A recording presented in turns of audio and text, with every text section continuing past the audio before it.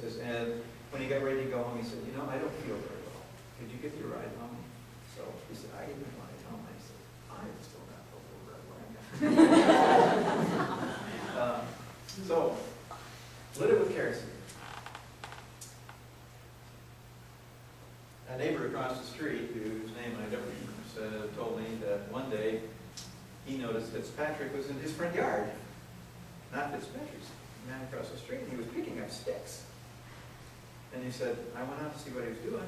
He said he immediately grabbed the sticks and ran around back to his house. I walked over there, and he said he had accumulated whenever sticks would come, he'd pull them and put them in his backyard. He said if a tree fell down, he would get his Model T or his Zephyr, and he would drag the tree back into his backyard. He said at that point he wouldn't talk to anybody. He was very secret. Take those sticks on them. He had an almost complete collection of sticks. Lillian died of tuberculosis in 1935. Mary, who was almost a decade older, she lived 3 years after she broke her head with her sister in Iowa City. Interestingly, we find that after he died, and we look back, that we find correspondence that Fitzpatrick had offered to sell his library to the University of Nebraska. The whole thing, every lock, stock, and barrel, the library, back in the 50s, for $3,000. The scarcest items probably that didn't end up at the University of Kansas ended up at Harvard, Yale, and Princeton.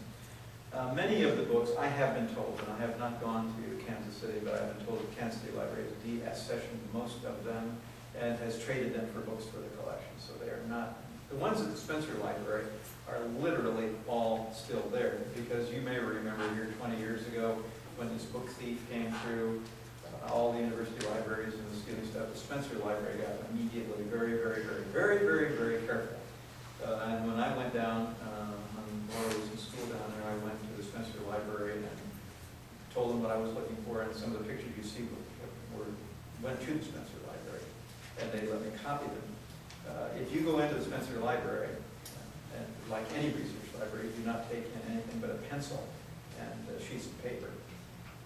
You're met at the door by somebody, you tell them who you are, you give them identification, and that person is with you at your side all the time. You want a specific book, somebody else goes and gets it, they bring it, you sit at this table, you do your notes, this other guy is right there with you the whole time.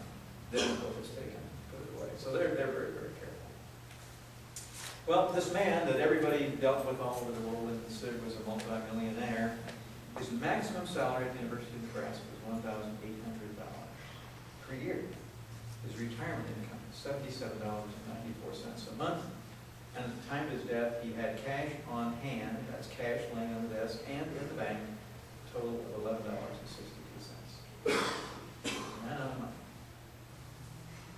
One of the things that he had was Patrick Gass's journal, the Gass Journal, it's called GASS. Patrick Gass was with Lewis and Clark, and actually published his journal before Lewis and Clark did. He published this in 1807.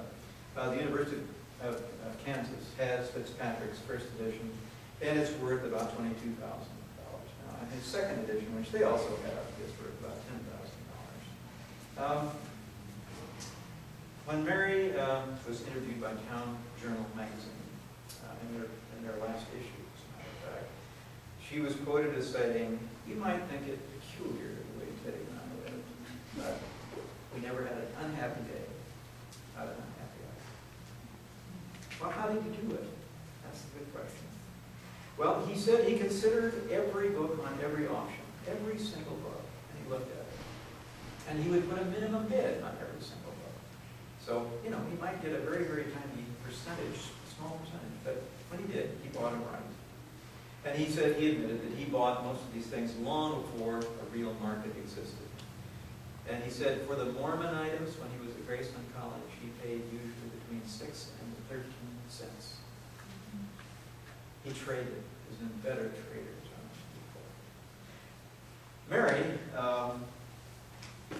who lived out her days with her sister, were able to go back in and find her sister's estate papers.